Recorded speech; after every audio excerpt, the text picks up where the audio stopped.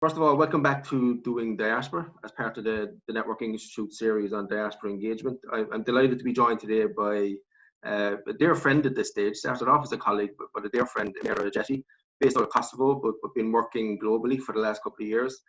And before we get into the questions, just so the audience get a sense of Emira's work and background, she's a dynamic leader with about 15 years of experience bridging the public and private sector, working intensively with governments, international organizations such as the European Commission, World Bank, and then the calling of home came, I believe.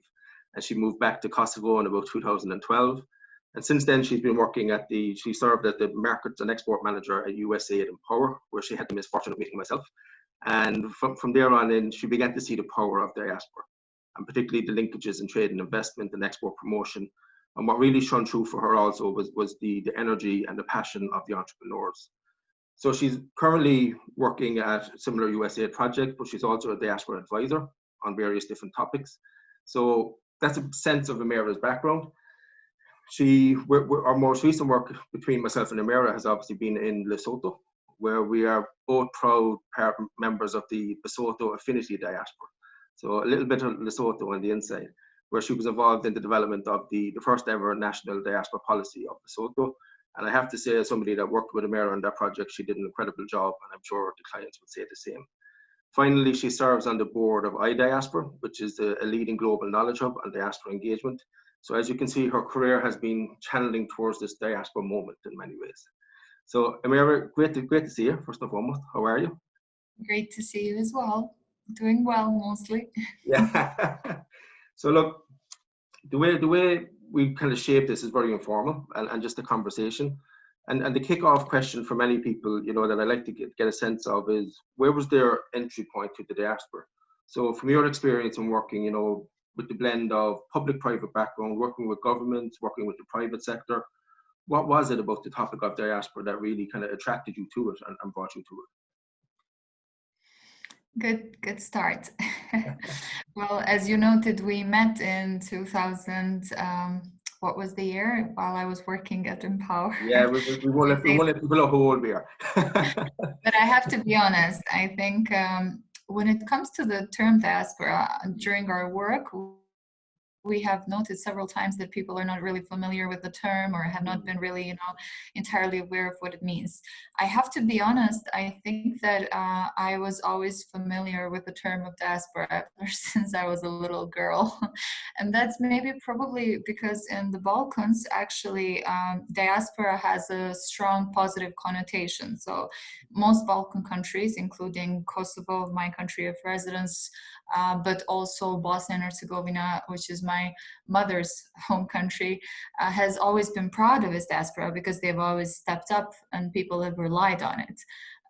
If I was to be honest, I was always sort of jealous when I was little, not having any close relatives abroad because those people that did had a support system, So it was always a positive connotation, definitely always an involvement, but that's not when my interest to work with diaspora shone through. I mean, I was part of diaspora myself when I was in Boston working and during my MBA. I've always met people of different backgrounds, so different global diasporas. I have a friend who has always told me that I shine in diverse communities, and I kind of have understood why, and I've tried to use that sort of in my benefit.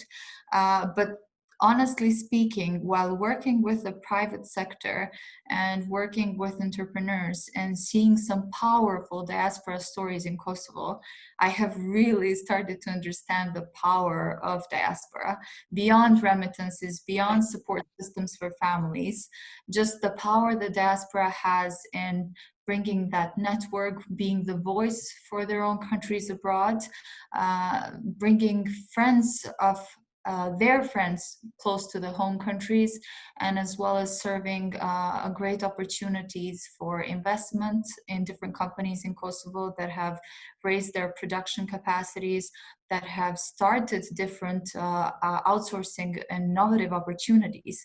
So it's the mindset that diaspora have brought in Kosovo in several occasions that has been super powerful, has brought back hope to people, even after basically all the the scenery of wars in Balkan has been removed. The power the diaspora has to raise their voice against corruption, against various different negative terms that sometimes even local residents, do not have the power to bring up. So I have really understood the power of diaspora while working with the private sector. I would like to say that I've understood the same while working with the government in Kosovo, but I have not really understood the power back then.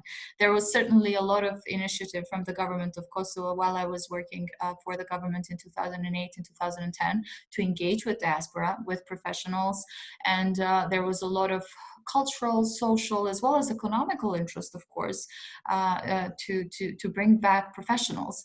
But there was little concrete actions in that direction at the time, to be honest. And I think that even now, we're sort of lagging a bit in that background.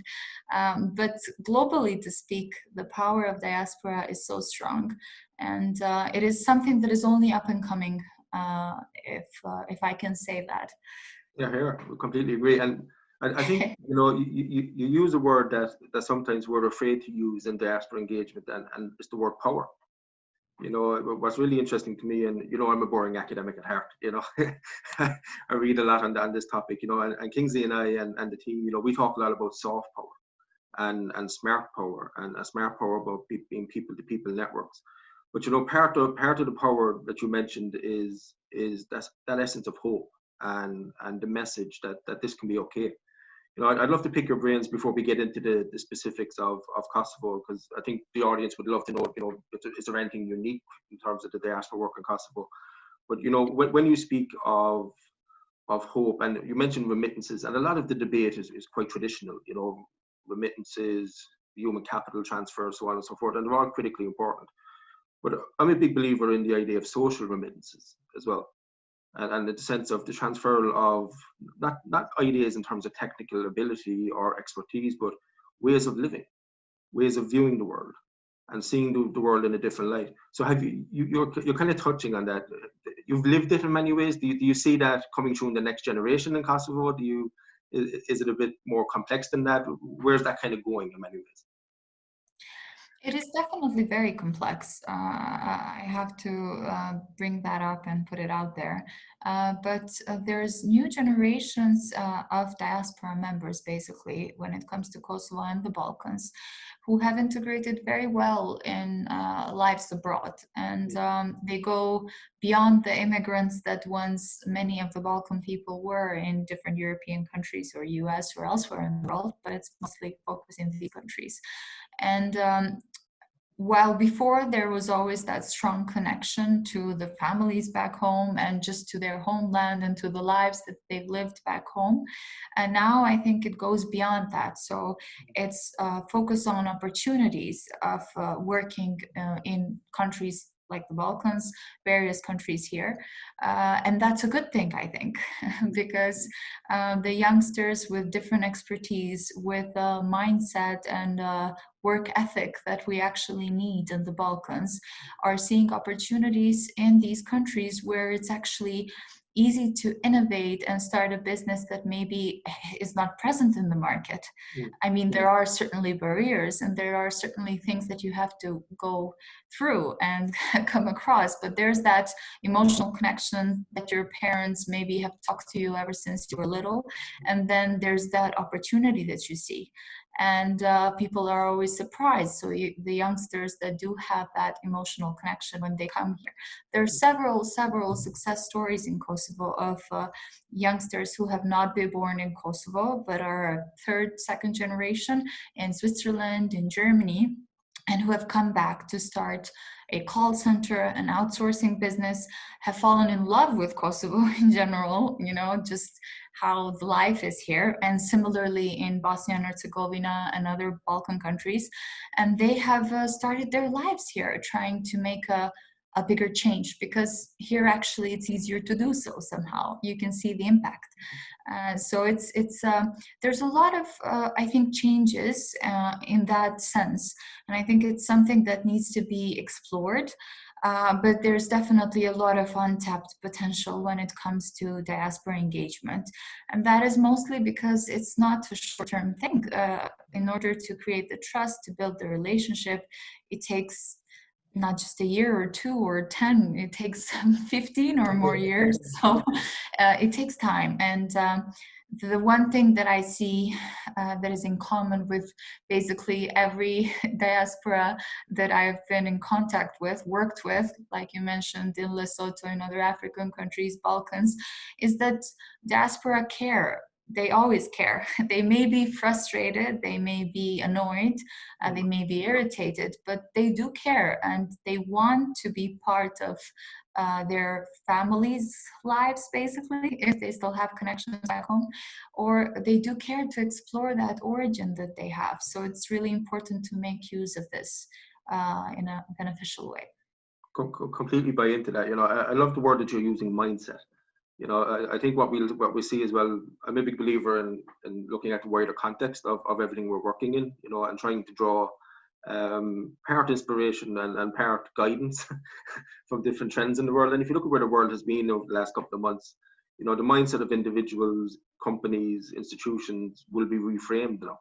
You know, they won't be rewound back to January of 2020. So that issue of mindset is critically important. So first of all, I want to say as well, you know, well done for surviving Boston. You know, it's a traditionally famous Irish city. You know, I get in a lot of debates whether it's a Kosovo Albanian city when it's an Irish city. You know? I think it's more Irish. Yeah. But it helps with you know, getting to know the Irish accent and understanding it now. Look, you got to know which streets to walk on. But look, you know, before we get back into the kind of global context, I'd love to get a sense of, because you have a really unique perspective that, you know, I think a lot of diaspora work moving forward is going to go into that blend of the public and the private, you know, and where that shapes. And before we go into that more detail, have you seen, you know, because you've been on the front line of that in Kosovo, you know, you've really kind of got your hands dirty in the sense of supporting entrepreneurs, export promotion, trade and investment, you know, with the sense of, you know, just public-private partnership. You know, do you see any unique lessons from that from Kosovo for the wider world before we go into a wider discussion on it? Is there anything unique about diaspora engagement in Kosovo that you think the world should know and wave a flag? Yeah.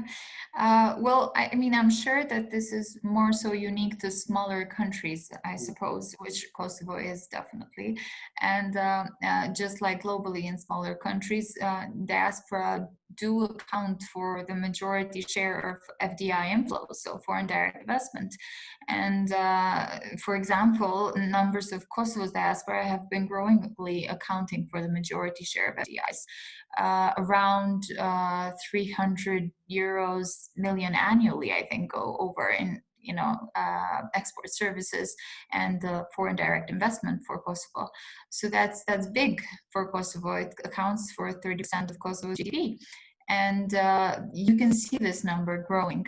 I think this is similar to a lot of countries. As far as private sector and the dialogue between the two, through government or directly, what is unique is that I suppose it's a small country, so most of the relations have started from families, so families being abroad and investing back, working together with their cousins to start a business, coming back in Kosovo to start a business, and then having someone from the family take over.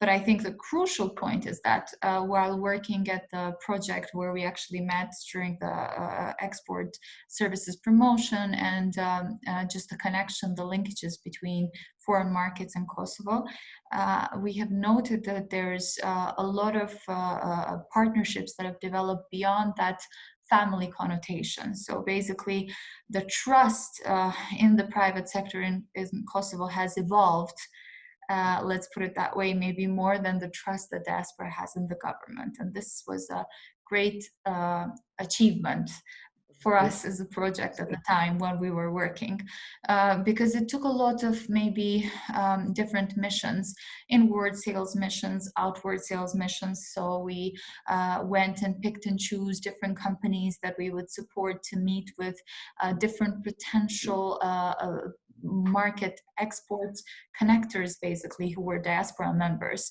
And they were, when prepared well, they were always impressed by these companies in Kosovo who have a strong ethic of working, who have risked, brought in their capital, and really wanted to make it big.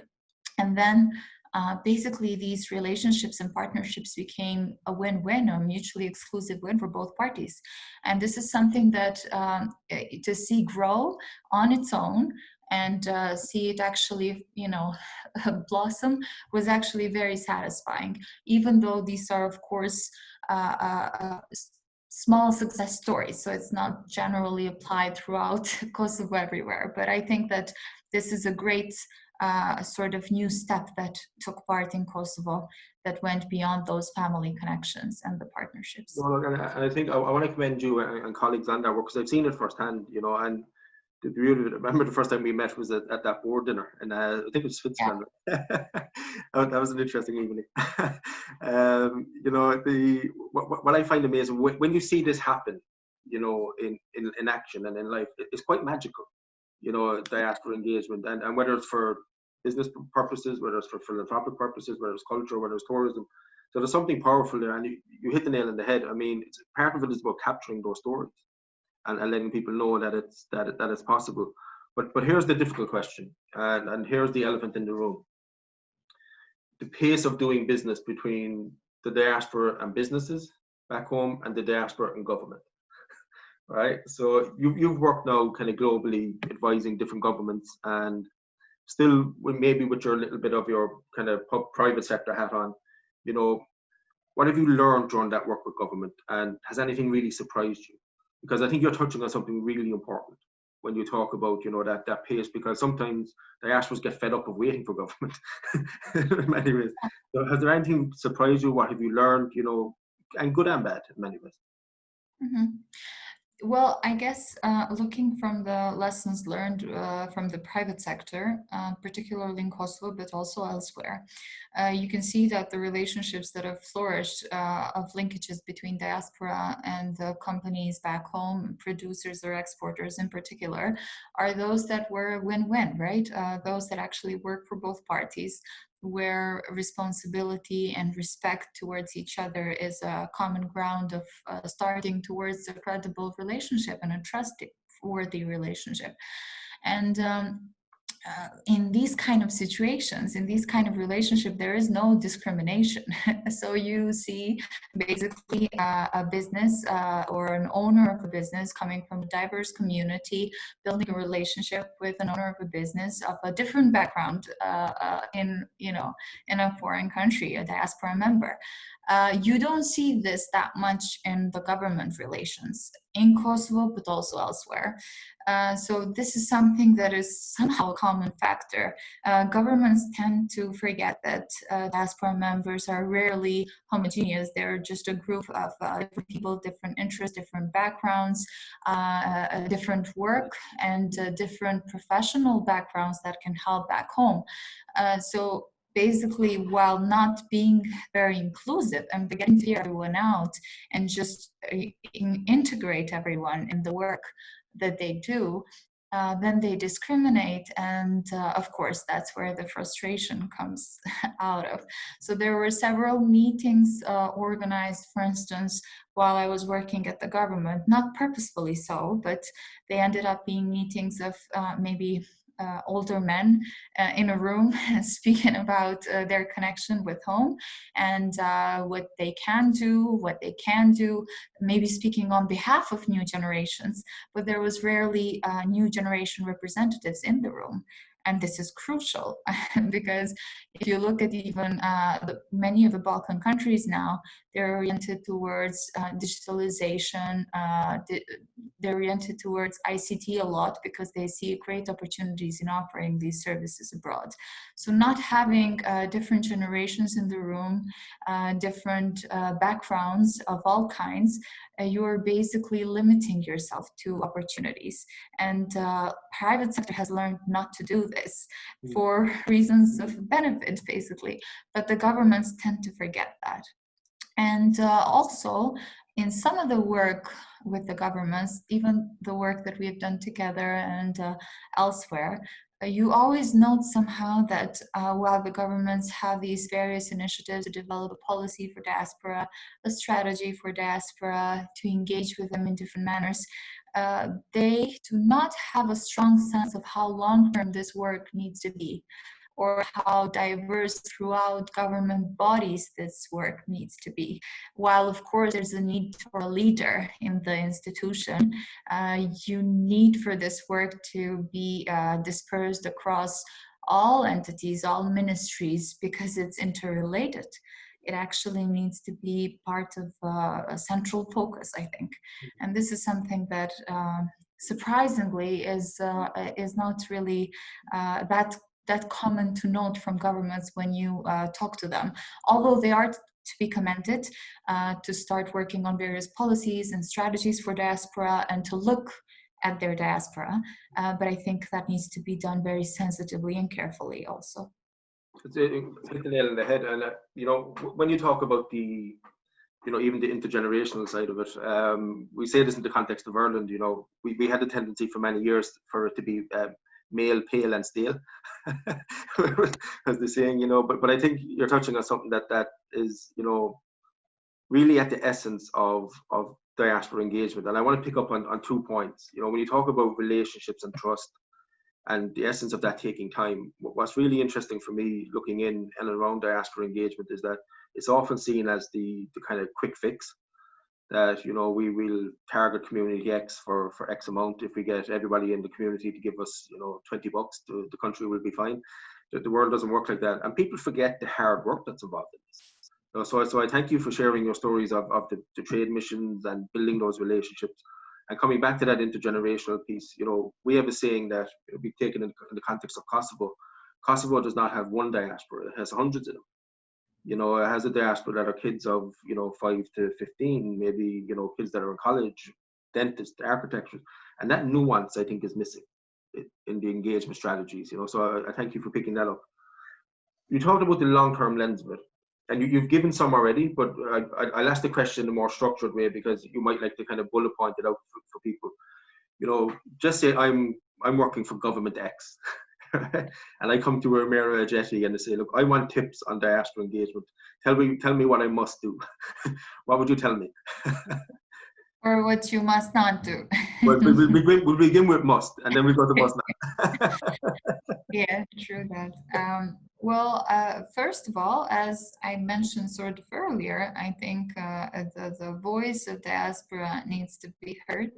So we or the government or whichever party is leading this diaspora engagement needs to listen and needs to actually provide room for this listening to occur. Usually it's the other way around, and usually the first encounters are related to the economic development of these countries, which are usually smaller, at least in the case of most of the countries I've worked with. And that's reasonable, of course. Even the diaspora members themselves want to see these countries developed very quickly, but they also want to see them governed well, and there's a lot of issues that they want to raise usually. So I think it's crucial to listen through. And when the governments listen through, they need to also see what are some of the matters that they can help diaspora with. So it's a give and take relationship in every possible way, whether you give materially or you give your time or you listen through or you actually give back in various ways. And we've spoken about this many times. We've given examples just recently in the work we did in Lesotho of how the country should take care of the vulnerable. And I know that the Irish Immigrant Support Program is also a great example in this direction. But this is something that really needs to be taken seriously. And I think every government, and this has been noted now in the times of this health crisis that we're going through, needs to have a system in place that actually tackles how governments can help their diaspora as well to deal with various issues. And sorry, please. yeah. And beyond that, so beyond just understanding what they can do differently, I think something that sometimes is maybe not tackled directly is to acknowledge the contribution that the diaspora provides to these countries. So in several occasions, for instance, in countries in Africa, in countries in Europe, in Southeastern Europe, in the Balkans, there have been crucial times when diaspora has stepped up, whether that's throughout the war or medical issues, and they have actually provided a great support for the country back home, beyond just the remittances going to the families. And I think this is something that needs to be acknowledged every time and during the calls with diaspora members, because it cannot be taken for granted. And the relationship starts there.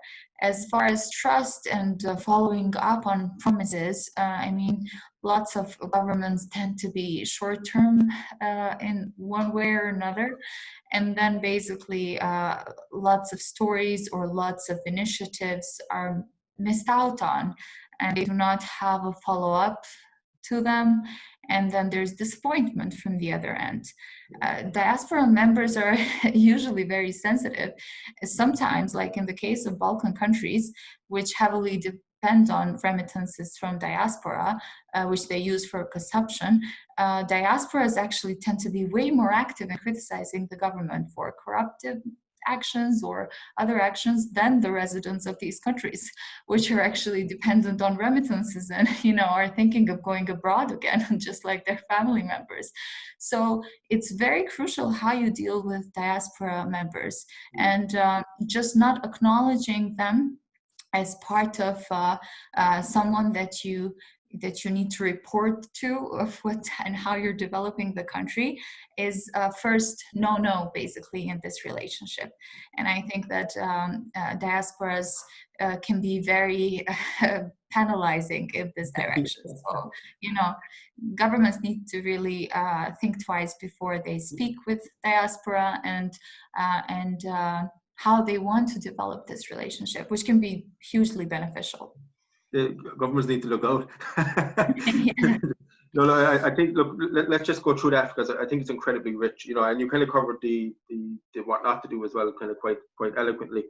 Kingsley and I have a saying about diasporas, you know, in the sense that they're diverse, distant, diffuse, and disputatious. Right? So, you know, and in many ways, you know, diasporas fight even between themselves. You know, you'll have different political agendas, you'll have different cultural backgrounds, you know, so there's sensitivities to begin with anyway. But, you know, I think you're touching on something that most diaspora policies or strategies really fail to comprehend and try to understand, and that is the role of supporting the vulnerable. You know, when you talk about mutuality and building relationships and building trusts, when you talk about, you know, we've had many debates about this, the language of we're going to tap the diaspora, we're going to harness them, you know, it's kind of, it's even smacks of insincerity before you begin. You know, so I think that blend is incredibly important to say. And when you talk about the acknowledge the contributions as well, you know, I'm a big believer in a certain process to diaspora engagement. And I think what a lot of governments forget to do is to say something very simple, but in a very meaningful way. And that's thank you. And I think, you know, no matter what walk of life you're in, at an individual or community or institutional level, if somebody says thank you to you sincerely and in a meaningful way, you'll never forget it. You know, so thank you for bringing that up. I mean, you've covered, you know, what to do, what not to do, and you've covered the government piece incredibly well. You know, but what I'm getting a sense of as well is, you know, everything that you mentioned, government cannot do that alone. You know, government can only go to certain places. You know, I mentioned the quote with Kingsley in the first one of these kind of sessions that stuck with me from my PhD days in terms of philanthropy. It can go to places that governments cannot or do not want to go. And those places do exist. And they particularly exist in diaspora engagement as well. So do you see any other actors, you know, whether it be nonprofits, civil society, private sector, you know, who are the key players to get in and around government to help them to do this well? And maybe some ideas or recommendations on then how do you actually do that? Yeah, no, that's a very good point. And it's also not fair to expect the governments to actually lead the process beyond the facilitator role that I think that the government should have, and just being the enablers basically of making this work. So I suppose that the policies and strategies that actually give a general perspective of how these engagements can work, but not necessarily are very rigid, are extremely important when it comes to how governments can deal with diaspora engagement. But also having policies that are inclusive of private sector and civil society organizations, I think, is crucial. And governments can also make that comment and actually bring that point out there.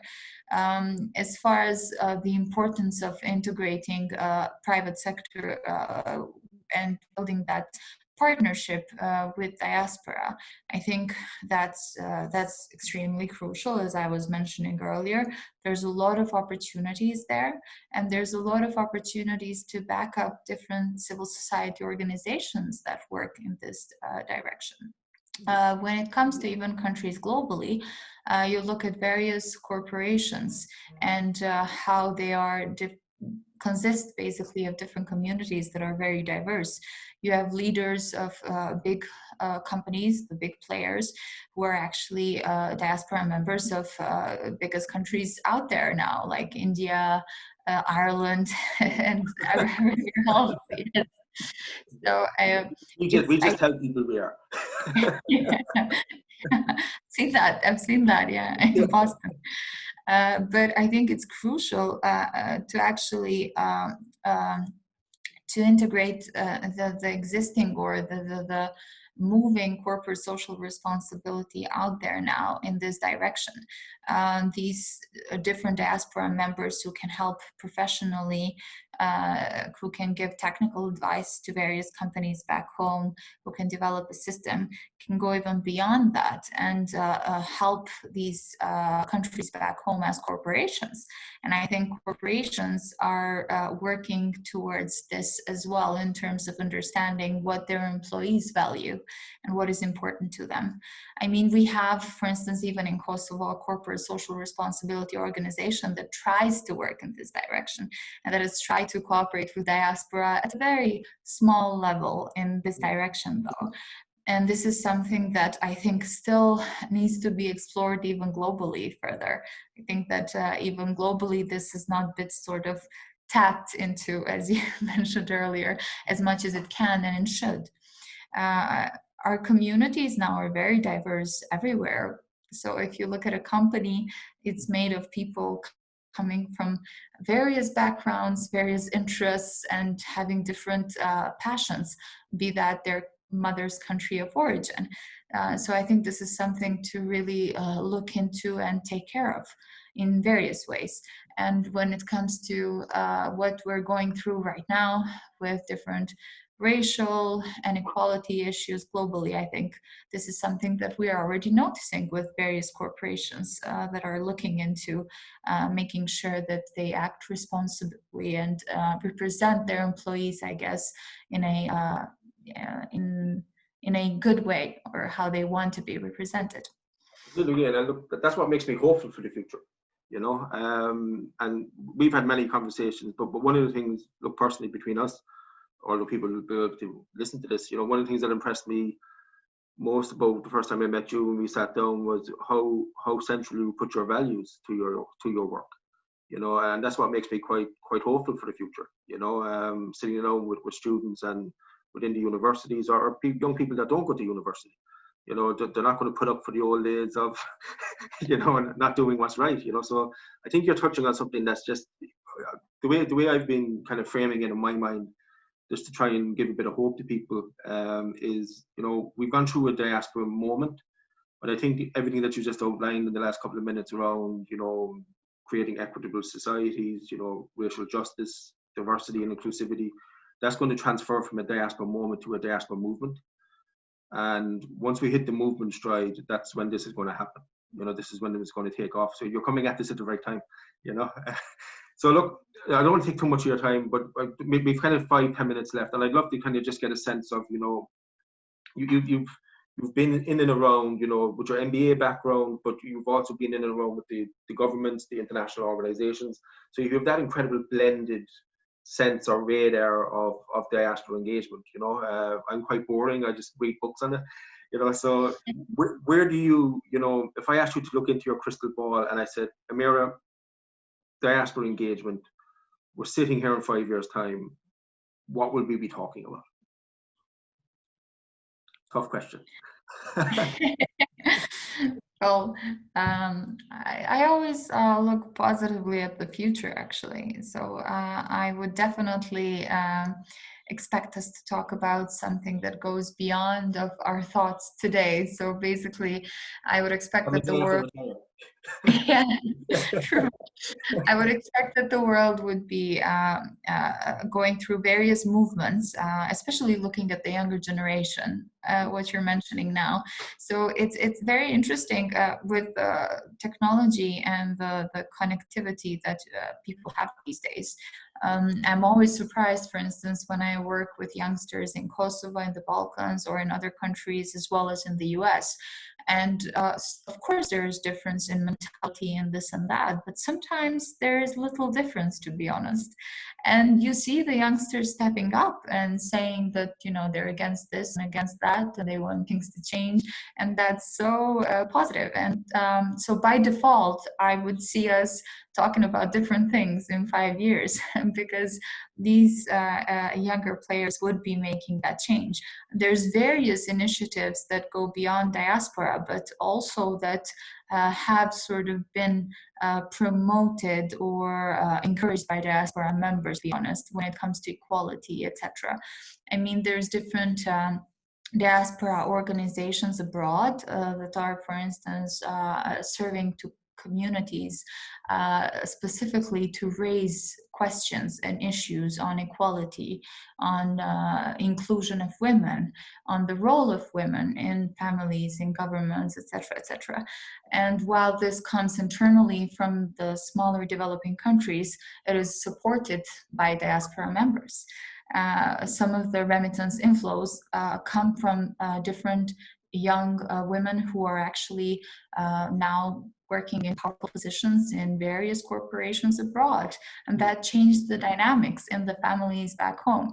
So it's always a sort of positive effect, that mentality that we were talking about earlier. So if I would look at the future, I think that diaspora matters or themes will definitely only be growing. I'm not sure how they would be structured or how they would be dealt with as a sector, I suppose. But I think that definitely it is something that should be at the center of government portfolios. And I think that the governments are noting that hugely. When it comes to smaller countries specifically, you see a huge movement of them turning to their diasporas and trying to engage them in involvement, even if that is not done necessarily very effectively at the first, second, or third try. I think that will evolve because it's a demand and supply mechanism. So diasporas really are not the people that give up.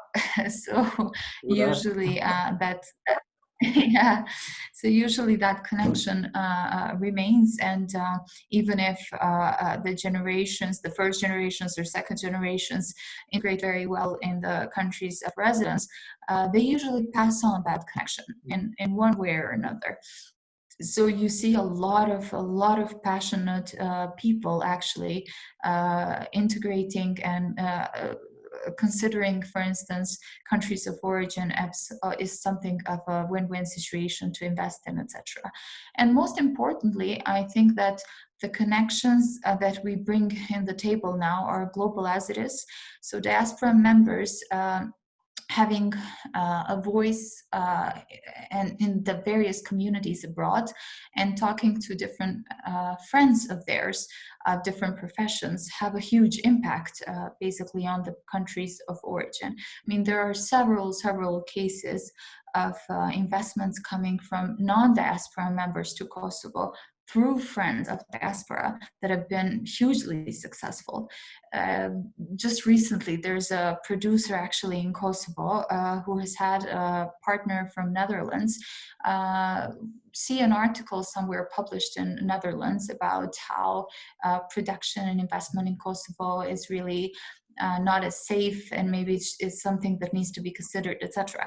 So this partner from Netherlands, who was introduced in the beginning to this Kosovo producer through Diaspora, actually raised this issue and said that they would like to write to this newspaper and ask them to, bring the real facts and let the newspaper know that they have been collaborating with this Kosovo company for 5 years now, and the collaboration has been very successful, and that they're very happy with the way things are turning out. And I mean, what better branding or positive imagery is that than this? So I think that governments have realized this in one way or another, and if not governments, private sector has, different NGOs that work in this direction have, and of course not all of these NGOs will be maybe present in 5 years, but those that actually have this topic at heart will. And I think that this basically work will only deepen further, because there is definitely potential that has not really been explored fully, and it's multidimensional, and I think only some dimensions have been touched upon until now. So yeah, I definitely see this sector, if I may call it so, being something that will be brought up again and again in the future and in the next 5 years. First of all, hopefully we will be talking different things. Yeah. Look, I love the energy. I love the passion. I think you're on the money. I think this is genuinely on the money, both literally and figuratively, in the sense of that this is only going to explode. And before we wrap up, I'd love to pick your brains on this, because as you were talking, I want to pick out some words that you've mentioned over the last 40 minutes or so that I think any government or any private sector need to listen to, because it's just incredibly rich what you've said over the last bit. Before we get there, you mentioned small countries. I stand to be corrected on this, but I think it was Kingsley or somebody else mentioned to me the other day that there's now, and I need to check this, but 100 countries in the world with a population of 10 million or less. And in the age of the big countries in the world kind of retreating or withdrawing from international agreements, whether that's around climate change, whether it's around diversity, inclusivity, whatever it is. Do you see this particularly important to small countries, or do you not know yet? Do you have a gut instinct that you think this small country should really be focusing on this because they will need your global friends to remain relevant in many ways? So that's one part of the question. And the second part is, coming back to where we started in many ways, you talked about the power of diasporas. And a phrase that myself and Kingsley use quite a bit is, we talk about networks of affluence and influence. And I think that story in the Netherlands is that in action, where this individual said, no, that's wrong. We're going to stand up for it. So, I don't think we should ever be ashamed of saying that diasporas have networks of affluence and influence. And I think that's the great power of it. So just that question of small countries, I'd love to get your sense on that, because look, I come from a small country. We're an island off the edge of Europe. We have a cranky neighbor for the last few years, but these things happen in life. But so do you see small countries as critical in that? I think so. Maybe I haven't really explored this sort of notion of small versus big and the role of diaspora in comparison. But smaller countries lacking various powerful resources, or even basically smaller countries like many countries in the Balkans that highly depend on imports, need their diaspora and need the friends of diaspora to help them kind of tap into these markets, to make use of different free promotion, let's put it that way. And governments especially also need the help in this direction. So I think that's why, especially in smaller countries contexts, diaspora and the connection with diaspora engagement is crucial. Nevertheless, I think this is a topic that one can obviously speak about probably for another hour, and we could explore it together. But I think that there's pros and cons sometimes. For instance, when it comes to just remittances, there are various articles and scholars that sometimes argue that remittances can have a negative effect on smaller countries because they make them dependent in this direction, and also different family members of diaspora that actually send remittances back do not want to work, for instance, for a job that doesn't pay as much as they think they should get paid. And this makes the country even politically passive. So, I mean, we've seen this happen in some Balkan countries, let's be honest. But I think that's only because we have not gone a step further. And that's because of different political issues and what the Balkans have gone through, for instance. So I would see the diaspora engagement as crucial in smaller countries. You have the cases of India and various countries that actually have used diaspora in various ways that are extremely powerful. So I think that, it's just a different way, basically, of making use of this powerful resource. It was very much an Irish question because we like to be the underdog. No, look, Emira, before we kind of wrap up, just the final question is, how can people get in touch with you? I think a lot of people will be fascinated by what you've said over the last kind of 40 to 45 minutes. So how can people reach out? Is it email, LinkedIn? What's the best way to get in touch? Yeah, I think it's very easy to get in touch with me. I'm an open book. I'm on LinkedIn. I'm supposing that also this basically conversation of ours will be posted there. But seriously, I'm here to help, to connect, to network and work on different matters, diaspora or private sector development related. Diaspora has become a passion of mine, honestly speaking. So it's something of interest, and I think that it's something that I always want to hear about. So I'm happy to connect with all people, and I think it's something that all of us working in this area should help each other with. There's various lessons learned. It's a fairly simple process, I suppose, but there's a lot of no's and yeses and things that can just be replicated elsewhere, be that from countries that I've worked in or countries like that of my own in the Balkans. I think there's various lessons learned. So happy to connect. Look, incredibly well said. And I said I'd finish with some words that you've mentioned over the last kind of 45 minutes. You mentioned relationships, voice, mindset, listening, power. What's always impressed me about you, buddy, is that, you come at this with a very mature understanding of it well beyond your years. So I want to commend you on that.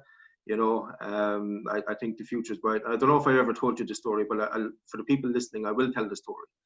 And I got a phone call about 6 months ago, and it was from somebody in Kosovo. And they said, we're looking to do XYZ on diaspora engagement. Would you be interested? And I said, there's no point in me doing it. There's 2 people that you go and hire and let them loose. That was my phrase, let them loose. So one of them was Emira Ajeti, and the other one is our mutual friend, Lisa Gashi. I said, if you put them together, you have the perfect diaspora storm. So look, buddy, keep going. Thank you for your time, most importantly. It's great to see you virtually for now. We'll catch up again soon. And keep going genuinely. The diaspora world needs more Emira Ajetis in the world. So thank you for your time, and hopefully this will bring a few people to your door and build the profile. Thank you for your time, Martin. It's always a pleasure to talk with you, informally or formally, or being recorded through this virtual conversation. That's a lie. Yeah. As you said earlier, sometimes you become friends and colleagues with someone while working in different projects. So it's been really great to get to know you and the institution and Kingsley. And this initiative is actually something that has come across as great, especially now through this these various platforms that have access to different generations, that can actually bring this topic just for the pure basis of discussion out there. So I'm very happy to be part of it. No, we appreciate that, and jokingly, you know, I said it, but I was quite serious. Part of the way we did this was to give young people like yourself a voice. It's much needed in the sector. So look, keep going. Good days ahead. Bye, buddy.